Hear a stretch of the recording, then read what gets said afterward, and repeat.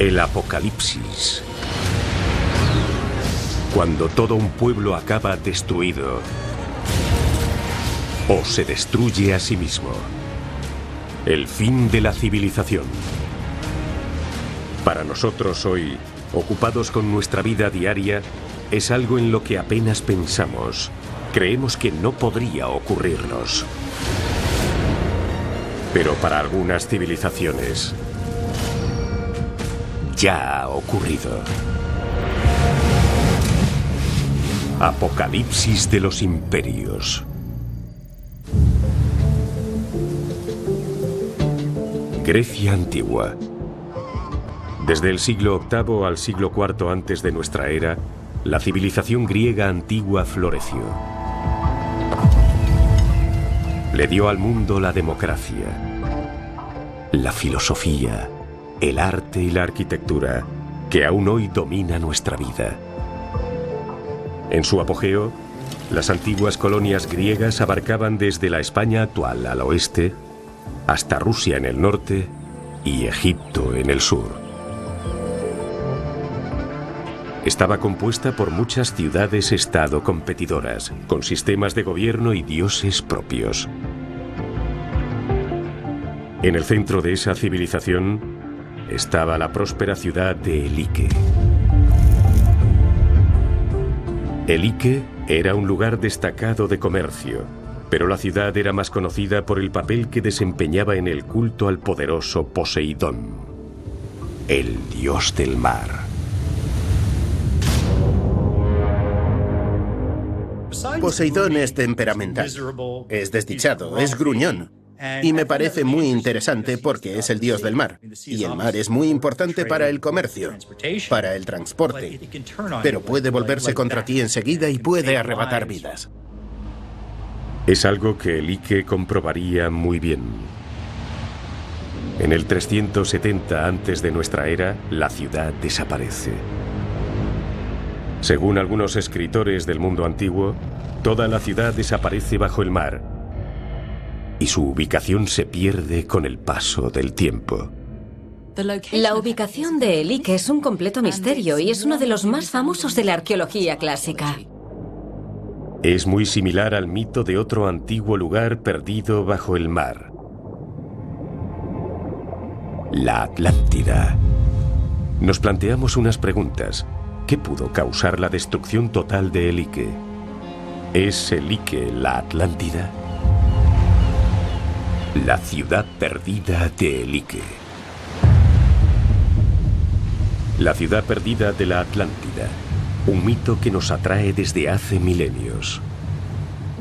Todos conocemos el famoso relato de la Atlántida, pero se remonta a la época de Platón, que nos cuenta que la Atlántida es una gran ciudad con una civilización avanzada que gobernaba un imperio que abarcaba continentes. Según el mito de Platón, los atlantes crearon una civilización que rivalizaba con la de los poderosos griegos, pero no usaron su poder con sabiduría, y eso enfadó a los dioses. Los atlantes se volvieron crueles, duros y arrogantes, y por eso fueron castigados por los dioses. La ciudad acabó destruida, sumergida y perdida bajo el mar. Durante siglos ha hecho que los exploradores busquen por el fondo del mar. Han descubierto barcos hundidos, tesoros perdidos, pero ninguno ha encontrado la mítica ciudad desaparecida. Ni siquiera el famoso oceanógrafo Jacques Cousteau, que dirigió expediciones submarinas para buscar la Atlántida en 1975. Pero hay otra ciudad perdida mencionada por los historiadores griegos clásicos que puede ofrecer pistas. Elike. Igual que el mito de la Atlántida de Platón, esos autores narran que Elike acabó sumergida bajo el mar. Si nos fijamos en los relatos sobre Elike y la Atlántida, ambas desaparecieron de la faz de la Tierra. Las dos desaparecieron bajo el agua. Y Elike y la Atlántida también tienen como dios principal a Poseidón. Y Platón escribió el relato sobre la Atlántida sobre el 360 antes de nuestra era, justo después de que Elike fuese destruida. ¿Es posible que Elike sea la Atlántida? El único modo de saberlo con seguridad es que los arqueólogos localicen la ciudad perdida de Elike. En el siglo IV antes de nuestra era, un período de tiempo conocido como clásico, la ciudad-estado griega de Elike prosperaba en la costa del Golfo de Corinto. Es una ciudad con una rica historia. La primera vez que oímos hablar de Elike es en la Ilíada de Homero. La obra griega clásica de la Ilíada narra cómo Helena, reina de Esparta, fue raptada por Paris de Troya. Agamenón, el rey de Micenas, capitaneó a los ejércitos griegos unidos y partieron para rescatar a Helena.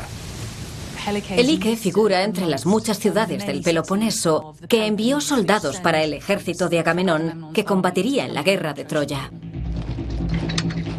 Las fuerzas de Agamenón sitiaron Troya durante 10 largos años. Cuando eso fracasó, utilizaron su arma secreta, el caballo de Troya. Dejaron ese caballo gigante de madera como regalo para los troyanos, que lo aceptaron y lo llevaron dentro de las murallas de la ciudad. Cuando los troyanos se durmieron, los mejores soldados griegos salieron del interior del caballo y abrieron las puertas. Las fuerzas de Agamenón al fin lograron penetrar en las murallas de la ciudad y Troya cayó. La Ilíada de Homero es ficción, pero el papel de Elike en la historia de la antigua Grecia está bien documentado. Elike era la líder de la Liga Aquea, una confederación democrática de 12 ciudades-estado en la región Acaya de Grecia. Elike estableció colonias en Priene, en Asia Menor, y en Sibaris, en el sur de Italia. El comercio con ellas creó un período de gran prosperidad. Los habitantes de Elike creían que a su ciudad la protegía su dios principal, Poseidón. El templo que le dedicaron traía peregrinos a la ciudad desde toda la Grecia clásica. Elike era poderosa en el mundo helenístico antiguo. Era un importante centro religioso, un lugar de peregrinaje, era una sede política. Era una ciudad-estado muy destacada. El templo de Poseidón le daba influencia a Elike en el mundo griego y se beneficiaba económicamente de las peregrinaciones. Cuando la guerra afectó a la zona, Elike quedó en una posición privilegiada. Entre el 492 y el 479 antes de nuestra era, el imperio persa efectuó una serie de invasiones con el objeto de conquistar toda Grecia. La respuesta aliada de las ciudades-estado griegas repelió a los persas, pero el mundo griego ahora iba a chocar contra sí mismo. En el 431 antes de nuestra era estalló la guerra entre Atenas y Esparta. En el 404 antes de nuestra era, Esparta logró la victoria, pero el coste económico en toda la región fue tremendo. La pobreza pronto fue generalizada. Pero los habitantes de Elike vieron lo importante que era económicamente el templo de Poseidón para su supervivencia. Procuraron mantenerse neutrales durante ese período de conflicto, por temor a desairar a cualquier bando. Esa decisión les resultó útil. Cuando el polvo se asentó, Elike y sus colonias sobrevivieron, junto con el templo de Poseidón y los ingresos que les proporcionaba. Y para una ciudad-estado que dependía bastante del comercio marítimo, era lógico que su patrón fuese el dios del mar. Poseidón es el dios de las redes comerciales. Es el dios al que los marineros le rezaban antes de zarpar en sus largos viajes por el Mediterráneo. Es el dios que te garantizaba un buen viaje y también te devolvía a casa sano y salvo. Pero Poseidón no mantuvo a salvo a los pobladores de Elike. Según la leyenda, los habitantes de Elike custodiaban con celo el templo que veneraba a Poseidón. Cuando se negaron a compartir artículos secretos con otras ciudades, el dios se enfadó. Habían tratado muy mal a una delegación sagrada que había llegado desde Jonia para pedir copias del altar y otros artículos sagrados. Habían echado a esos embajadores sagrados del templo y algunos relatos dicen que incluso los mataron. En el 373 antes de nuestra era, Poseidón destruyó la ciudad. La destrucción fue tan tremenda que estremeció al mundo antiguo. La historia del fin de Elike enseguida pasa a la conciencia popular. Primero aparece en los escritos de Éforo, en los de Estrabón, en los de Ovidio, en los de Pausanias, Diodoro, Polibio, en todas partes. La historia empieza en el 373 antes de nuestra era. Se cuenta que Poseidón está enfadado con los habitantes de Elike. Y lo que hace es que con el tridente provoca un fuerte terremoto.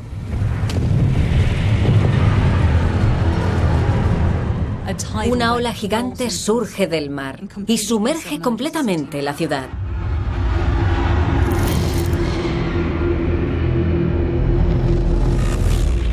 Toda la población de Elike quedó aniquilada en la catástrofe de un golpe. Y no solo eso, también había 10 barcos de guerra espartanos anclados en la bahía y también acabaron arrastrados al fondo del mar. Fue una destrucción completa. La destrucción de Elike fue tan brutal que el único modo en el que los escritores griegos antiguos pudieron asimilarlo fue achacarlo a algo sobrenatural. Poseidón, el dios del mar, hizo que la ciudad desapareciese bajo las olas. En los años siguientes, su ubicación se olvida y el relato de Elike se convierte en leyenda griega. Los paralelismos entre el mito de la Atlántida y la destrucción de Elike son enormes. ¿Pero qué sucedió realmente? ¿Y podría ser Elike la Atlántida? El único modo de saberlo es encontrar Elike. Para que los arqueólogos puedan localizar la ciudad perdida y saber qué causó su destrucción, deben aclarar qué es realidad y qué ficción. ¿Habría alguna prueba material de que Elike existió de verdad?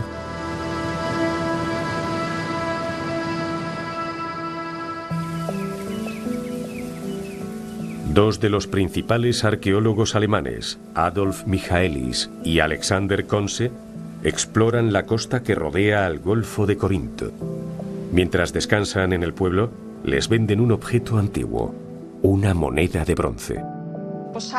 Contiene una representación de la cabeza de Poseidón.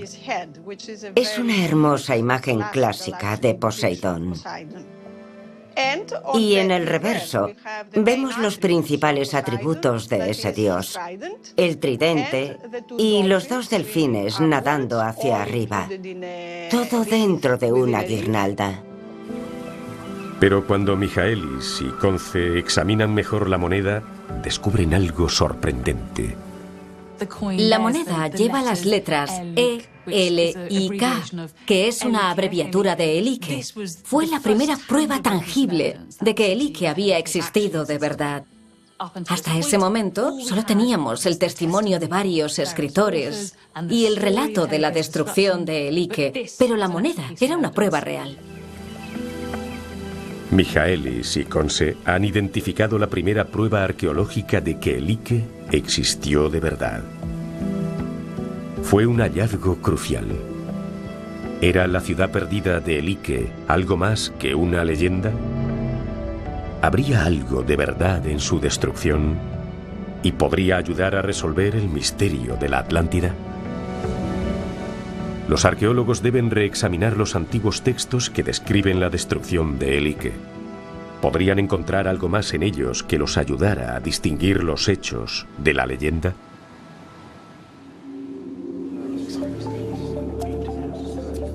El texto clave que narra la desaparición de Elike fue escrito en el siglo II de nuestra era por el famoso escritor romano Eliano. Incluido en su relato, hay un detalle que puede dar veracidad a la narración de la debacle: un tsunami causado por un terremoto. Hay un escritor romano que habla sobre la destrucción de Elike y menciona que 5 días antes del episodio todos los animales, las ratas, los insectos, huyeron del lugar y que la gente debería haberlo tomado como advertencia de que iba a pasar algo. Es un detalle intrigante, pero ¿hay algo de verdad en ese fenómeno? El geólogo Ian Stewart ha oído historias similares sobre la huida de animales antes de un fuerte terremoto. En 1995 estaba en el norte de Grecia y nos enteramos de que había habido un terremoto en la zona de Egio.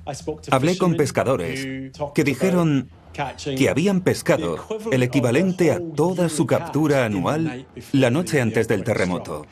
Además, capturaron peces que nunca habían visto, calamares de aguas profundas y otros peces poco frecuentes. Y algo que sabemos es que la corteza terrestre se prepara para los terremotos, la tensión se acumula, hay fluidos y muchas cosas cambian. Así que nos preguntamos si los animales, sobre todo los terrestres, podrían percibir todo eso. Y parece que no es algo muy descabellado. Lo de que los animales huyeron de Elike poco antes de su destrucción podría ser cierto. Y según los escritores antiguos, el tsunami que sumergió a Elike fue desencadenado por un terremoto. Pero ¿bastaría un tsunami para hacerla desaparecer totalmente? Para saberlo seguro, los arqueólogos deben localizar Elike. Solo entonces podrán empezar a entender el motivo de su destrucción. Empieza la búsqueda de la ciudad perdida de Elike. Recurren de nuevo a los textos antiguos. Se cree que los restos de Elike fueron visibles durante cientos de años después de su destrucción, y muchos escritores antiguos dan descripciones de su ubicación. Pero con el tiempo, sus ruinas desaparecieron, y esas descripciones perdieron utilidad. Los arqueólogos que buscan Elike tienen que partir de cero, o casi. Releyendo los textos antiguos, encuentran una pista. El antiguo geógrafo griego Estrabón dijo que Elike se había sumergido en lo que él describe como un poros. ¿Pero qué es exactamente un poros? Poros, en griego antiguo, significa canal de agua estrecho. Los arqueólogos interpretaron que era el Golfo de Corinto. Era una pista sólida para los investigadores arqueológicos. Las ruinas de Elike tenían que estar por el Golfo de Corinto. Lo malo es que el Golfo abarca una zona inmensa, de 2.500 kilómetros cuadrados. Y según los textos antiguos, igual que la mítica Atlántida, las ruinas estarían bajo el agua. Se creía que Elike estaba en algún lugar del fondo del Golfo de Corinto. Así que durante generaciones, encontrar dónde estaba Elike fue como la búsqueda del Santo Grial. Los arqueólogos ya tienen una zona geográfica para buscar Elike. Creen que debe de estar sumergida en el fondo del Golfo de Corinto. Pero ¿cómo se puede localizar una ciudad perdida en el fondo del mar? Haría falta una nueva forma de arqueología y un nuevo tipo de arqueólogo.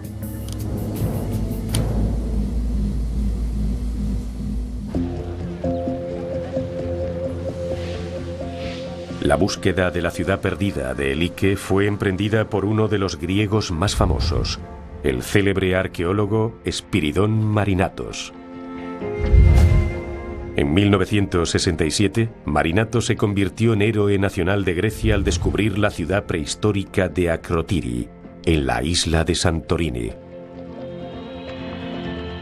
Para algunos, la ciudad de Akrotiri era una buena candidata para la desaparecida Atlántida. Pero Marinatos no halló pruebas que respaldaran esa teoría. Y su gran sueño era encontrar Elike. Si esa ciudad perdida podía hallarse algún día, Marinatos tenía grandes esperanzas sobre lo que podría contener. Él creía que Elike sería una especie de Pompeya griega, que todo lo que se encontrara en Elike estaría igual que cuando fue destruida. Si conseguía encontrar la ciudad, tal vez podría resolver el misterio de su destrucción. ¿Podría resolver también el misterio de la Atlántida? Marinatos necesita algo para ver bajo el mar e investigar si hay estructuras hechas por el hombre en el fondo. Recurre a una tecnología avanzada, la exploración por sonar. En 1973, el oceanógrafo Paul Cronfield se incorporó al equipo de Marinatos. Le encargan inspeccionar el lecho marino. Recuerda muy bien esa época con Marinatos. El profesor Marinatos estaba entusiasmado con el Ike, porque decía que era una ciudad clásica que se había hundido en el mar y había pasado miles de años tal cual, con todo su contenido intacto. Para esa gran expedición no se reparó en gastos. Marinatos capitaneaba un navío de desembarco de la Marina griega e instaló una barrena de perforación. Si los barridos del sonar localizaban estructuras, el equipo extraería un cilindro de muestras para ver si contenían restos antiguos. El barco perforador estaba anclado en el mar. Se acercaba entre la bruma y bajaba la rampa en la playa. Y todos los científicos e ingenieros bajábamos por ella, como invadiendo las playas de Normandía. Salvo que lo que invadíamos eran las tabernas locales para comer. En esa época del año florece el jazmín. Su fragancia llena el aire y nos sentábamos allí, escuchando música griega y mirando a las estrellas, tal como haría la gente en el Ike hacía 2000 años mientras cenaba. Fue una época muy romántica. En el mar, el equipo de Marinatos inspecciona el lecho marino en busca de anomalías o indicios de estructuras. Es como buscar una aguja en un pajar, pero aún así identificaron algo. Captábamos marcas de hendiduras en el lecho marino y eran muy intrigantes en líneas rectas. Dios no suele dibujar líneas rectas, así que aquello quizá era de factura humana, una carretera o un muro. No lo sabíamos. Con la posibilidad de que la antigua Elike estuviese en el fondo bajo su barco, el equipo desplegó el perforador para extraer un cilindro de muestras. ¿Habrían encontrado al fin la ciudad perdida?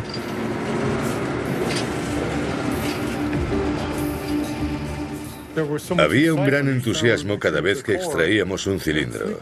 Era imposible dormir, teníamos que estar presentes, porque todos esperábamos ver algún objeto o algo que indicara un descubrimiento. Eso nos tenía a todos electrizados. Pero todo lo que encontraron fue barro y gravilla. Después de pasar tanto tiempo perforando y examinando el subfondo y no encontrar nada, fue una gran decepción. Pese a trabajar hasta la madrugada días y días, no hallaron ni rastro de Elike. Y terminada la temporada de excavación, se cerró otro capítulo de la búsqueda de Elike. Espiridón Marinatos no tendría oportunidad de buscar de nuevo. Al año siguiente, en 1974, murió de un ataque mientras excavaba en Santorini. Está enterrado en ese lugar. La ubicación de la ciudad perdida de Elike siguió siendo un misterio por ahora.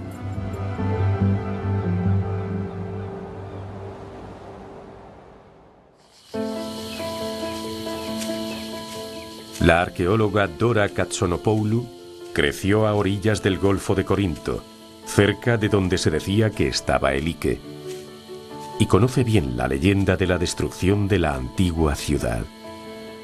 Todos los que se criaron en la zona conocen esa historia, porque Elike fue la ciudad más importante de la región. De pequeña siempre soñaba con ser arqueóloga algún día, para intentar dar con ese famoso lugar perdido. O sea que puede decirse que era un sueño de mi niñez. En 1988, Katsonopoulou reúne un equipo y empieza a convertir su sueño en realidad. Empieza donde Marinatos lo dejó, usando escáneres sonar para cartografiar el fondo del Golfo de Corinto. El sonar enseguida capta algo intrigante. En un lugar encontramos restos de algo que parecía hecho por el hombre. Es algo que tiene que ver con las instalaciones de un puerto. Y en otro sitio, a más profundidad, podía haber restos de barcos hundidos. Quien analizaba los datos del sonar era un hombre que ya conocía la zona, el oceanógrafo Paul Cronfield. Vimos 10 figuras así, 10 estructuras de forma ovalada bajo el lecho marino. Fue muy emocionante. Según Eliano, el escritor romano, la noche que Elike acabó destruida, había 10 barcos espartanos anclados en el puerto. Katsonopoulou empezaba a pensar que habían hallado un antiguo puerto. Si lograban identificar las 10 formas captadas por el sonar como los 10 barcos espartanos hundidos de la leyenda de Elike, seguramente habrían dado al fin con la ciudad perdida. Pero los escaneos del sonar solos no son una prueba. Para estar seguros, el equipo tiene que sumergirse y examinar las estructuras. Pero entonces tropiezan con un problema. El Golfo de Corinto, sobre todo en esa zona, es muy lodoso. Y cuando los buzos bajan, en cuanto se mueven hacia el objetivo, se levanta una columna de barro frente a ellos. O sea que no ven nada. Es un mar muy difícil de explorar. El lodo del fondo marino hace imposible identificar las estructuras con seguridad. Aún así, Katsonopoulou presiente que esas figuras submarinas son del antiguo puerto de Elike. Pero ¿cómo estar seguros?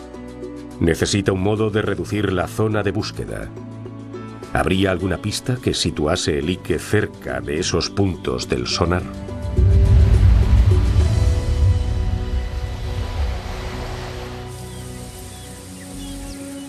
Katsonopoulou regresa a los textos antiguos. Al leer la obra del geógrafo griego Pausanias, encuentra algo. Una descripción de Elike en relación con la ciudad vecina de Egio. Y además, menciona la distancia. Dice que Elike está a 40 estadios, que son 7 kilómetros al este de la ciudad de Egio. Y yendo hacia el este, también llega a otro monumento de la zona, que es conocido como la Cueva de Hércules Buraikos. Y nos dice que la distancia a Elike desde la cueva es de unos 5,5 kilómetros.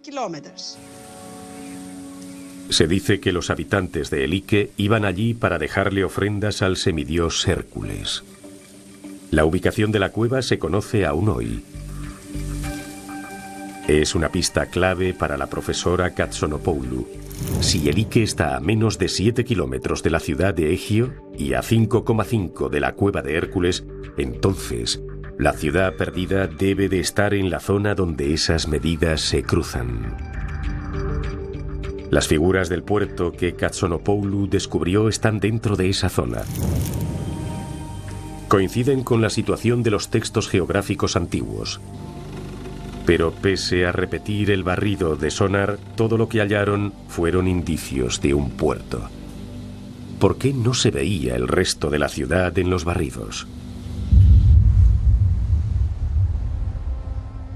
Katsonopoulou relee las descripciones antiguas sobre la destrucción de Elike. Esos textos los estudiaron una y otra vez arqueólogos antes que ella. Pero Katsonopoulou tiene una ventaja. Puede leer esas obras en griego antiguo, tal como se escribieron. ¿Se habrían perdido pistas en la traducción? Cuando lee los antiguos textos de Estrabón, se da cuenta de que tal vez pudo ser así. Todo dependía del significado de la palabra poros, la franja de agua en la que se dijo que Elike se habría hundido. Poros, en griego antiguo, significa un canal estrecho de agua. Pero casi todos los arqueólogos habían interpretado que se refería al Golfo de Corinto, lo cual era erróneo, porque las fuentes antiguas conocían el Golfo de Corinto por su nombre, así que podrían haberlo mencionado. No tenían por qué llamarlo Poros. Lo que Poros podía significar, a mi entender, era una laguna o un lago interior. Según la investigación de la profesora Katsonopoulou, la ciudad perdida de Elike no estaba en el fondo del Golfo de Corinto, después de todo, sino que se había sumergido en una laguna interior. Es un golpe para los que esperaban que Elike fuese la Atlántida. La ciudad mitológica de Platón se habría sumergido bajo el mar, no en una laguna. Aún así, en la búsqueda de Elike fue un tremendo avance. Empezaban a comprender por qué los barridos de sonar de Katsonopoulou solo mostraban un puerto y no el resto de la ciudad. Solo había un problema. Si se trataba de una laguna, ahora no hay ninguna allí, solo hay terreno sólido. O sea que, ¿dónde estaba el Poros? Vale, entonces pensé, ya que ahora tenemos que el Poros es una laguna interior, las ruinas de la ciudad estarán en el fondo de ella, porque esa laguna se tragó la ciudad destruida. En el lugar donde el sonar había localizado un puerto no había ninguna laguna, era terreno seco. Pero todos los indicios de Katsonopoulou apuntaban a que Elike había estado ahí. ¿Era posible que la laguna se hubiera secado? Que tengas una figura cerca de la orilla que pueda ser de un puerto demuestra que la ciudad está en tierra. Y como en el mar no habíamos encontrado nada, había que prepararse para buscar en tierra. Katsonopoulou va a la orilla. ¿Habría indicios de que esa zona hubiera estado bajo el agua? Si encontraba alguno, ya estaría más cerca de dar con la ciudad perdida de Elike. Entre los árboles de una granja, a las afueras del pueblo de Rizomilus, Katsonopoulou ve algo extraño. Un puente, pero sin río. Al examinar la geología de la zona circundante, queda claro que ese puente no siempre estuvo sobre terreno seco. Durante millones de años, las escarpadas montañas del interior se habrían erosionado por ríos que pasaban entre ellas. Mientras los ríos discurren hacia la costa, arrastran consigo cantidad de piedras y escombros. Una de las cosas que me impresionó bastante fue la gran cantidad de material que bajaba de la montaña. Esos ríos que pasaban por allí arrastraban cantidad de escombros y los esparcían por la costa. Así que era uno de los entornos más dinámicos que había visto en mi vida. Cada invierno los ríos se desbordan y depositan sedimentos por toda la llanura. Eso explica por qué el puente está ahora en terreno seco. Aquel puente estuvo en un tiempo sobre un río, pero ya no lo está. El río está a unos 500 metros de distancia. Eso nos dice que los ríos cambiaron desde la época clásica. A medida que el sedimento se acumula año tras año, los ríos se van rellenando de cieno y el agua cambia de curso. El puente es un elemento que tiene relación con los cambios geomorfológicos de la llanura. Es más, el puente es la prueba del cambio del río. Para Katsonopoulou es un dato muy importante. La ciudad perdida de Elike quedó sumergida en una laguna, pero todos sus indicios apuntaban hacia un lugar que estaba en terreno seco. Katsonopoulou sospecha que aquí hubo una laguna, pero se llenó de limo con el tiempo. La laguna se llenó de sedimentos traídos por los ríos. Y por eso hoy no se ve ninguna laguna en la zona. Ahora está enterrada bajo el terreno seco. Los textos antiguos, los barridos de sonar, la existencia de una laguna, todo apuntaba hacia que el Ike estuviese bajo esta llanura. Pero para saberlo seguro, el equipo tendría que excavar.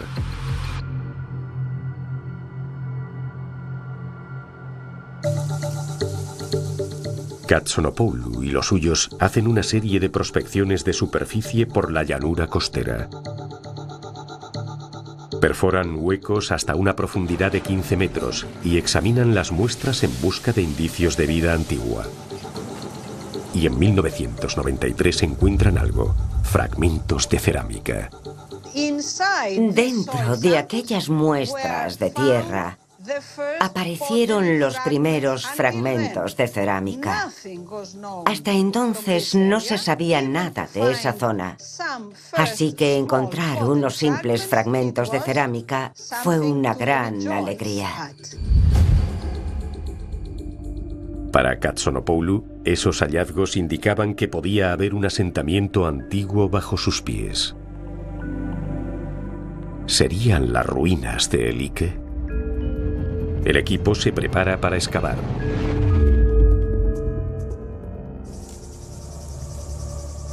Pero antes de que los arqueólogos puedan empezar, los despierta por la noche un ruido tremendo. Estábamos con la primera excavación en la zona cuando se produjo un terremoto, el de la zona de Egio de 1995. Nos asustamos mucho porque ocurrió de madrugada y vivir un terremoto es absolutamente aterrador. Cuando la polvareda del terremoto se asienta, el equipo de Katsonopoulou al fin empieza a excavar. Allí descubren los restos de un edificio antiguo. El Ike acabó destruida en el 373 antes de nuestra era, durante el período clásico. Pero para su decepción, los restos descubiertos son romanos. Datan de un período histórico muy posterior. Pero para Katsonopoulou demuestran que van por buen camino. Para mí fue muy importante, porque eso demostró de una vez que aquella llanura estuvo poblada en la antigüedad y teníamos pruebas reales a la vista. Teníamos un edificio. Al realizar más excavaciones, queda claro que el lugar tiene una larga historia de ocupación. Es una noticia prometedora. Pero para demostrar que aquello es el Ike, el equipo de Katsonopoulou debe hallar pruebas de que el lugar estuvo poblado durante el período clásico. En la zanja de los cimientos de ese edificio descubrimos bastantes fragmentos de cerámica de períodos anteriores, como el clásico, e incluso más antiguos, hasta del siglo VIII a.C. Eso nos demostró que íbamos por buen camino. Estábamos en el lugar adecuado. La cantidad de hallazgos hechos indica que aquí existió una ciudad antigua importante y próspera. Pero aunque el equipo ha hallado restos de asentamientos romanos, la Edad del Bronce temprana y el período heládico no ha encontrado estructuras del período clásico en el que existió el Ike.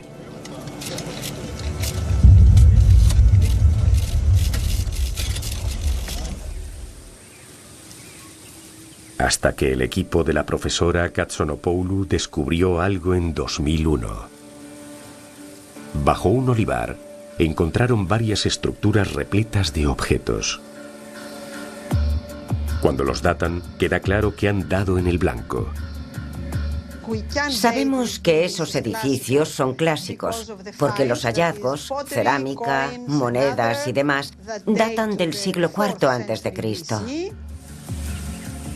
Los objetos encajan con la franja temporal de la destrucción de el Ike. Y cuando Katsonopoulou examina los restos, encuentra una oportuna muestra de que allí había vivido alguien. un objeto que parece ser una herencia familiar. Uno de los hallazgos más especiales es la cabeza de terracota pintada de un ídolo femenino, que cronológicamente no es clásico, sino anterior. Es un objeto del siglo VI a.C. y está claro que pertenecía a los dueños de ese edificio. Era algo que habían heredado de una generación a otra y aún seguía en aquel edificio en el 373 a.C.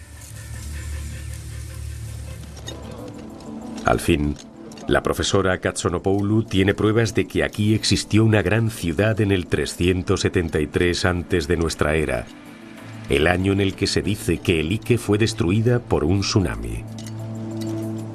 ¿Había descubierto al fin la ciudad perdida? Las ruinas antiguas que su equipo ha descubierto coinciden con las descripciones históricas y geográficas perfectamente. Pero queda una incógnita clave por despejar. ¿Había alguna prueba de que ese lugar lo había destruido un tsunami y acabó sumergido en una laguna? Sin eso, era imposible saber seguro si la ciudad perdida de Elike se había hallado al fin.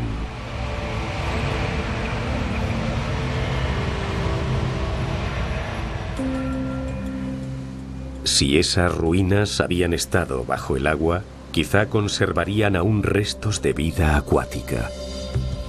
El equipo de Katsonopoulou reexamina la tierra extraída por los orificios practicados en la zona. Cuando analizan los sedimentos, descubren algo importante. Presencia de organismos microscópicos que suele haber en entornos marinos. En esa muestra de tierra hay organismos que indican que el entorno en el que se encontraron era de tipo lagunar. Esas ruinas habían estado sumergidas en una laguna, tal como describían los relatos antiguos sobre la destrucción de Elike. Para Katsonopoulou es una prueba de que esas ruinas son la ciudad perdida de Elike. Es un momento increíble. Encontrar algo que durante más de un siglo fue un misterio sin resolver para la arqueología fue un gran momento. Es una sensación increíble que es difícil de describir. Para mí es el trabajo de toda una vida. ¿Podrían desvelar esas ruinas al fin la verdad tras uno de los mayores misterios del mundo antiguo? ¿Qué fue lo que causó la destrucción de Elike?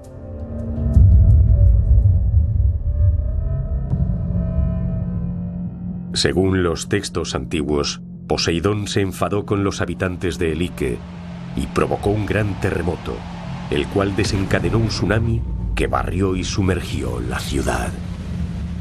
¿Pero fue en realidad un tsunami lo que destruyó Elike?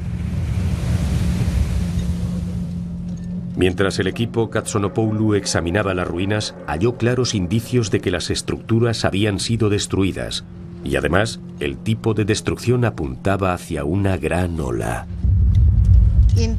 En dos sitios distintos encontramos restos de edificios clásicos destruidos. Y lo interesante es que uno de ellos, por la forma en que una de sus paredes está caída, parece que quizá sufrió el embate de un tsunami. Parecía que los textos antiguos eran correctos. Un tsunami había engullido a Elike. Pero un análisis más detallado de las capas de destrucción muestra algo más. Elike había sufrido un alto grado de destrucción antes de atacarla el tsunami. Era como si a la ciudad se la hubiera tragado la tierra antes de ser anegada. ¿Cuál pudo ser la causa? El Golfo de Corinto es una zona muy interesante porque es la parte de Grecia más activa sísmicamente y Grecia es la parte más activa de Europa.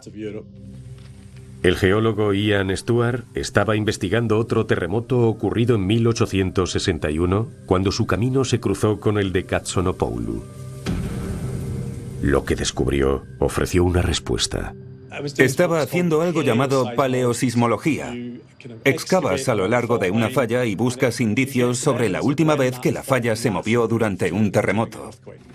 Sabía que había habido un terremoto en diciembre de 1861, así que quería averiguar si la falla que examinaba también se había movido en el terremoto del 373 a.C. El análisis geológico de Stuart halló muchas similitudes entre el seísmo de 1861 y el que desencadenó el tsunami del 373 antes de nuestra era.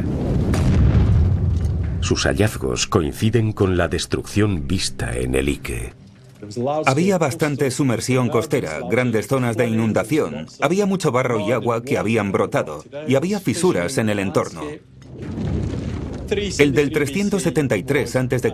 fue un terremoto muy fuerte. La llanura se hundió tal vez 3 metros. La cima de los olivos asomaría por encima del agua. Sería el seísmo más intenso de toda esa zona. Se sacudiría toda y después daría la sensación de que se hundía en el mar. Sería un momento terrible para cualquiera. Aterrador. Stuart cree probable que el terremoto del 373 antes de nuestra era no solo provocara un tsunami, sino que sacudiera el suelo con tanta violencia que el Ike acabó tragada por el agua de debajo. Es un proceso llamado licuefacción. Se da cuando el suelo húmedo y suelto es sacudido por un terremoto. Hace que las partículas de tierra pierdan contacto y la humedad sube a la superficie. El terreno firme adopta la consistencia de un líquido. La principal consecuencia de la licuefacción en el 373 a.C. son enormes efusiones de agua, en algún caso en forma de brote e inundación, pero en otros como fuentes, casi como erupciones volcánicas saliendo con violencia debido a la gran presión, cambiando, transformando todo el entorno físico, enterrando edificios y tal vez a personas. Parece que en el 373 antes de nuestra era, la antigua ciudad de El Ike sufrió un terremoto cataclísmico.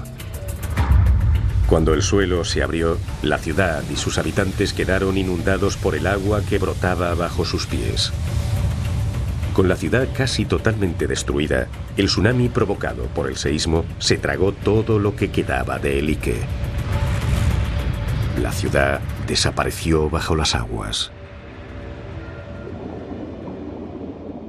Aunque El Ike está desvelando sus secretos, el mito de la ciudad perdida de la Atlántida sigue siendo todavía un gran misterio. Pero mientras los arqueólogos siguen examinando los restos de El Ike, las similitudes entre el final de la ciudad y el relato de Platón sobre la Atlántida son cada vez mayores. ¿Se inspiraría Platón en la destrucción de El Ike? Poseidón era el patrón y el dios más importante de El Ike, como dios de los terremotos. Y Poseidón era el dios más importante de la Atlántida. Pero hay otro motivo para que Platón se interesara por la destrucción de El Ike. Él estaba en Atenas. El Ike no estaba muy lejos de allí. Y el fenómeno que destruyó El Ike impresionó mucho a los antiguos. Así que Platón oiría hablar de él, sin duda alguna, y estaría al tanto de él. En la narración de Platón, los habitantes de la Atlántida enfadaron a los dioses, que entonces enviaron un terremoto que hundió la Atlántida en el mar.